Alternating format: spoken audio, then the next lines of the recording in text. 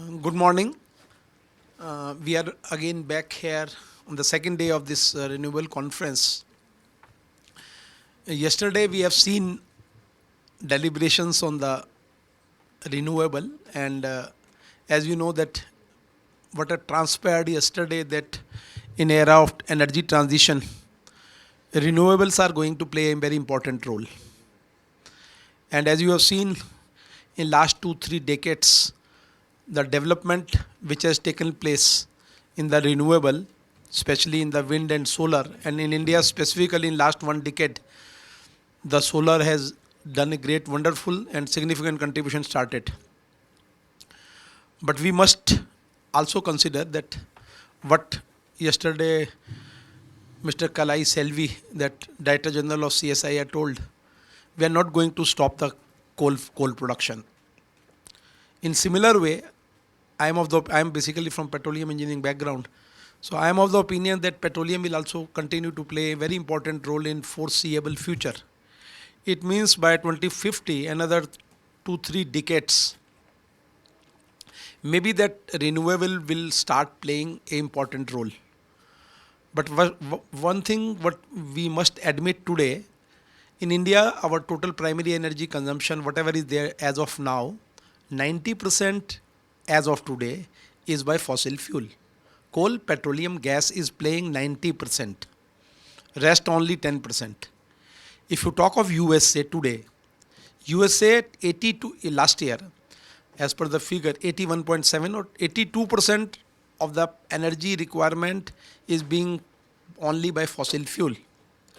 So what we can see in the future, that although the renewable will play a very important role in coming future because of our net zero and total energy transition what is happening, and that's why we have to develop these renewables. It's a fact. Now coming back to our solar, wind or hydrogen is also going to play a very important role, and this particular session is for hydrogen only. As you are aware that yesterday again we have seen that in a total energy system, hydrogen is as of now, in the world scenario, hydrogen is as of now negligible. It's not significant contribution as of now. But what we are observing, the development which is taking world over as well as in India itself, our Honorable Prime Minister itself, last 2-3 years back, he has given a hydrogen mission, and ever since the large companies, whether you take of Adani or Ambani or L&T and other IOC, ONGC, all companies have started investing in hydrogen, and we are looking at a replication of what we have done in the solar energy in last 10 years. So we are just looking at that whether we will be replicate the same thing in coming 10 years or not. And I think the government policies are conducive for the hydrogen, and therefore what has happened in last 10 years in solar, similar thing we can achieve in hydrogen. But again, the hydrogen slide, can you put some slide, 2-3 slides are there. As you know that hydrogen is having a different role, different colors, most of you know, and different color represents again the different sources of the green production. What we are telling green hydrogen is where no role of fossil fuel. The renewables are playing an important role, and green hydrogen is being produced by either by solar or wind or other things, and that's why we are telling green hydrogen. But the challenge is that techno-economics is not playing a role as of now. What we are looking for, $1 1 kg, and that is a dream for India as well as for the world, that whether we will be achieving $1 1 kg in coming, say, by 2030 or not. Next. So what we are looking for, that green hydrogen, whether with the technological development, whether we are going to able to achieve $1 1 kg or not. As of now, the technologies are taking place, and technology in the areas, various areas, and connected to hydrogen, as you know. Okay, so what we are looking for, Hydrogen for mobility. As you know, then in transportation sector, the major emission of carbon dioxide in the world as well as in India, we are number 3 doing pollution for carbon dioxide through our transportation sector. If we can take one sector, that is for transportation sector for hydrogen, definitely we can make a significant contribution in the net zero and all that. But again, when we are talking of green hydrogen, the production of green hydrogens, there are different technology involved, different membranes involved, fuel cell is involved, electrolyzer is involved.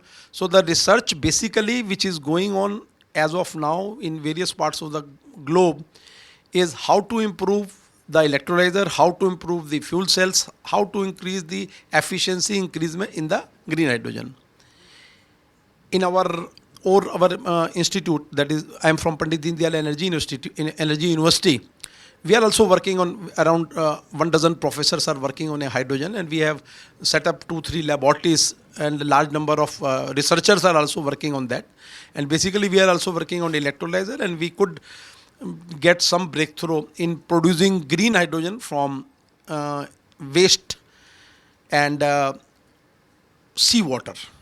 So we are, I think one of my colleague, he will share also that we are producing green hydrogen from seawater and waste only. That's all. No other thing. No energy even. No, only it's a chemical thing. And we are just working on that and how to improve the efficiency. Can we reduce the cost? As of now, no. We are not nearby $1 1 kg. But with the development, I think we will be able to achieve by 2030 or so. So in this panel, we have a great panel of Mr. Vivek Singla ji, Mr. Mehta ji, Mr. Raj, and Mr. Dr. Gudru. So I will request all these 4 speakers so to share their knowledge and to tell the audience that whether the dream of hydrogen is achievable or not. In my opinion, definitely what India, at least for India, we can say that what we have done in last 1 decade in solar, we can, if we can replicate that, it's a big thing. And by 2030, the hydrogen will start playing an important role in our system. So I will first hand over to Vivek Singla ji to start his presentation. I think we can take around 10-15 minutes because we are just 4 people. So you can take 15 minutes followed by some questions. So thank you, sir. Thank you, Vivek ji.